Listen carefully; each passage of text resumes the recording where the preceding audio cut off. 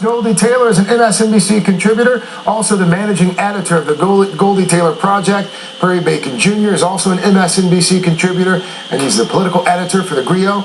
Boris Epshteyn, contributor at the Daily Caller. He also writes for U.S. News and World Report. Good to have all of you with us on a Sunday afternoon. Goldie, let me start with you. The fallout from the NSA leaks by Edward Snowden, cancellation of talks with Russia's President Vladimir Putin. It has put U.S. relations with Russia under a microscope. Senator John McCain said this morning that Russia has no interest in maintaining a good relationship with the United States. Take a listen.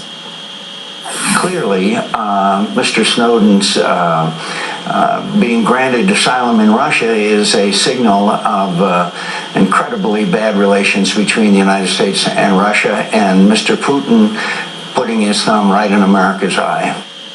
Goldie, who has more to lose here, President Obama or President Putin? I think actually we do. At the end of the day, we've been coming to this point for quite some time. In terms of Russia, we have seen what they are, supporting our lack of support for what we're trying to do in Syria. We're watching what they're doing in terms of LGBT rights and beating their own citizens in the streets. We're even watching what they're doing in terms of Edward Snowden and NSA and granting him political asylum. All of those things are, I believe, evidence that Russia has no real intent of having normalized relationships with us. It is important to note that several cabinet secretaries, including Secretary Hagel and Secretary Kerry, are meeting with their Russian counterparts. But we're not going to have President Obama and Putin meeting together, and I think that's appropriate for right now. Who has more to lose here, Boris? President Obama's got more to lose. This is continuing a general perception that he's weak on foreign policy. There was a real opportunity there to work with the Russians to get Snowden back. And Putin, if you weren't backed into a corner by really a lack of American correct foreign policy, really? That's... Henry Kissinger would have been involved, or someone of that stature, not say someone who understands foreign policy from the realpolitik perspective.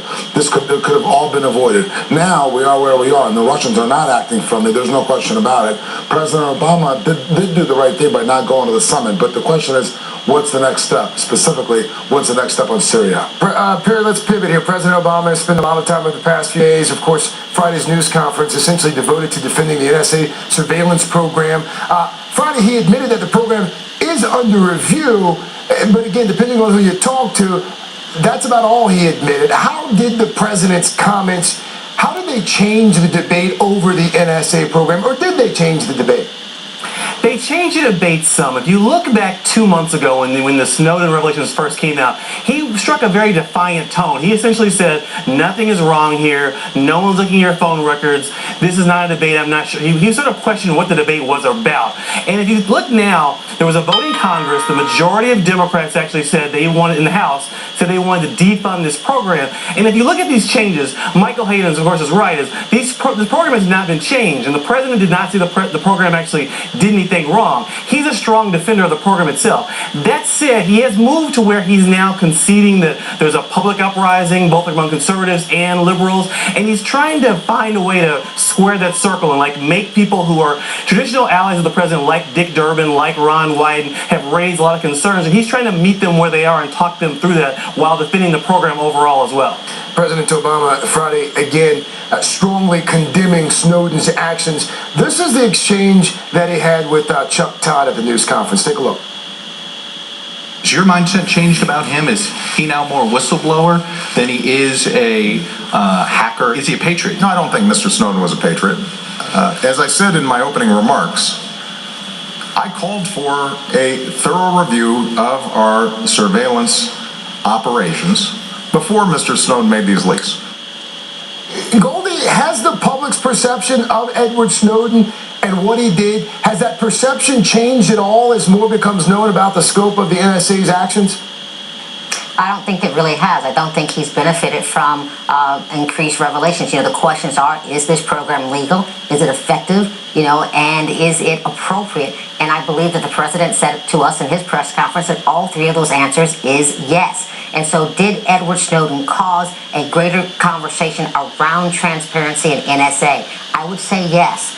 But did he have an opportunity to go through any number of channels to make those disclosures to impact change from inside this country, I'm going to say yes again. And so at the end of the day, I think this program itself will not change operationally, but we may get to see just a little bit more oversight, just a bit more transparency, and our job is to find out where the balance is between secrecy and what we owe this republic that we're governing. Did Snowden force the president's hand, Boris? He did, but that doesn't make him a good guy. Snowden's a traitor. He's a traitor, and really, he's someone who doesn't stand up to his own words. First he hid in China, now he's hiding in Russia too. Awful human rights record there. So he's forcing the president's hand. The president continues to have a bad summer while he's vacationing over there at Martha's Vineyard. But that doesn't make Snowden a hero. It definitely doesn't make him a whistleblower or a patriot. And I agree with President Obama on that. Snowden's someone who, if we can get our hands on him, should be prosecuted to the full extent of the law. Perry, I want to get your take on something. This morning, Edward Snowden's father urged to come home, but to demand a public trial instead. This is what he said.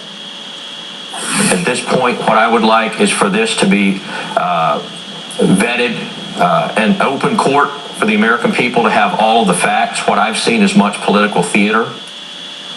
Lon Snowden there. Perry, what are the chances that the federal government would allow a public trial of Edward Snowden? I'm not sure. I think if he came back to the U.S., he probably would have a trial. I guess the question would be, he violated the law. There's no question. Whether you think he's a whistleblower or a traitor or something else, he violated the law. So I think the question for Snowden would be, if he comes back here, he's certainly going to be convicted of whatever of violating the law. And a notion of a public trial in which we're discussing national security matters, I think is very unlikely to happen. So I think his father's wishing for something that's probably not possible. Those programs are very secret. The president didn't want to talk about them and had them in the newspaper in the first place. Yeah. So the notion of a public trial is unlikely to me. Brain Trust will be back a little bit later in the hour with more on what could become the start of a new Cold War. Also, we'll take a look at the sneak peek ahead. They'll give us their headlines. That's just a few minutes here on MSNBC.